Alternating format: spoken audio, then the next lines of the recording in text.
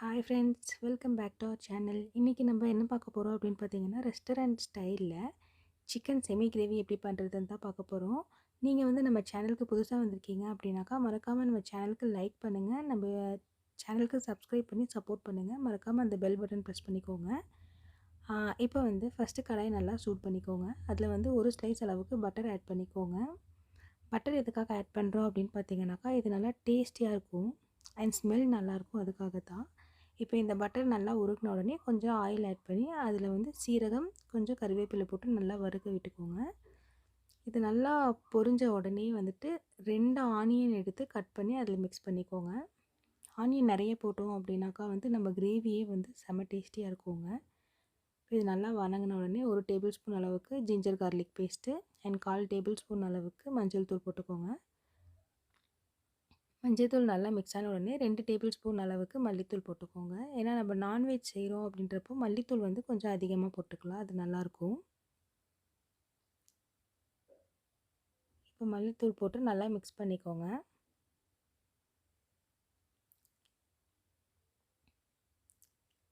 இப்போ இது மிக்ஸ் ஆன உடனே வந்து உங்களுக்கு தேவையான அளவு காரம் ஆட் பண்ணிக்கோங்க. நீங்கள் நல்லா காரமாக சாப்பிடுவீங்க அப்படின்னா 2லேருந்து 3 டேபிள் ஸ்பூன் மிளகாத்தூள் போட்டுக்கோங்க. இல்லை கம்மியாக தான் சாப்பிடுவோம் அப்படின்னாக்கா நீங்கள் ஒரு 1 1/2 டேபிள் ஸ்பூன் மிளகாத்தூள் போட்டுக்கோங்க போதும். ஏன்னா நம்ம மற்ற மசாலாலாம் ஆட் பண்ணணும் இல்லைங்களா. இப்போ மிளகாத்தூள் போட்டு நல்லா மிக்ஸ் பண்ணிக்கோங்க. மிக்ஸ் பண்ணிவிட்டு ஒரு தக்காளி எடுத்து அதை சின்ன சின்ன பீஸாக கட் பண்ணி அதில் ஆட் பண்ணிக்கோங்க. நம்ம ஆனியன் வந்து 2 போட்டிருக்கோம் அப்படின்னா அதை விட ஒரு தக்காளி கம்மியாக போட்டுக்கோங்க. ஏன்னா அப்போ தான் வந்து ஆனியனோட ஃப்ளேவரும் அதோட டேஸ்ட்டும் வந்து நம்ம ஃபுட்டில் கிடைக்கும். இப்போ தக்காளி நல்லா வேகிற வரைக்கும் வச்சுருங்க. லைட்டாக வந்து கொஞ்சம் சால்ட் அப்ளை பண்ணிக்கோங்க.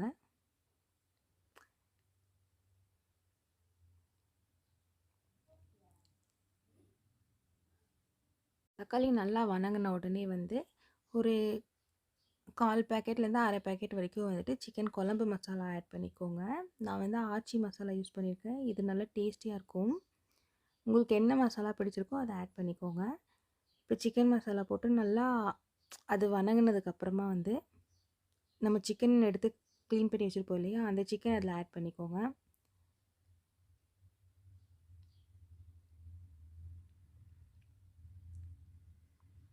ஆட் பண்ணி நல்லா மிக்ஸ் பண்ணி எடுத்துக்கோங்க.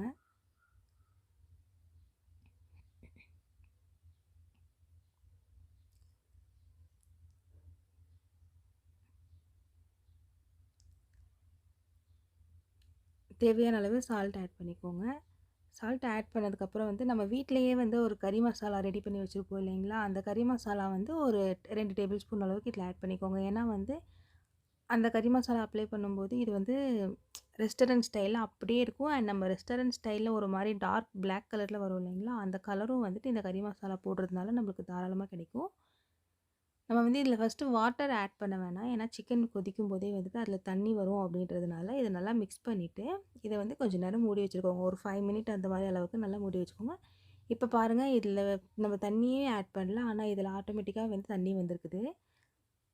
இப்போ உங்களுக்கு நல்லா ட்ரையாக வேணும் அப்படின்னாக்கா நீங்கள் இதில் தண்ணியே ஆட் பண்ணாமல் சிக்கனில் லைட்டாக மட்டும் தண்ணியை அப்ளை பண்ணிவிட்டு வச்சிங்க அப்படின்னாலே சிக்கனில் வர தண்ணி மூலியமாகவே வந்து சிக்கன் சீக்கிரமாக வெந்துடும். இல்லை உங்களுக்கு இன்னும் கொஞ்சம் கிரேவியாக வேணும் அப்படின்னாக்கா உங்களுக்கு எந்த அளவுக்கு கிரேவி வேணுமோ அந்த அளவுக்கு வந்து தண்ணி ஆட் பண்ணிக்கோங்க. இதை வந்து நீங்கள் கண்டிப்பாக மறக்காமல் வீட்டில் ட்ரை பண்ணி பாருங்கள் ஃப்ரெண்ட்ஸ். இது கண்டிப்பாக உங்கள் எல்லாருக்குமே பிடிக்கும் அண்ட் சப்பாத்திக்கு சாப்பிடும்போது செம்ம டேஸ்டியாக இருக்கும். இதை வீட்டில் ட்ரை பண்ணி பார்த்துட்டு எப்படி இருந்துச்சு அப்படின்னு சொல்லிட்டு நம்மளுக்கு கமெண்ட் பண்ணுங்கள். இந்த வீடியோ கண்டிப்பாக உங்களுக்கு பிடிச்சிருக்கும்னு நினைக்கிறேன். பிடிச்சிருந்துச்சுனாக்கா நம்ம வீடியோக்கு லைக் பண்ணுங்கள், கண்டிப்பாக எல்லாருக்கும் ஷேர் பண்ணுங்கள், மறக்காமல் சப்ஸ்கிரைப் பண்ணுங்கள்.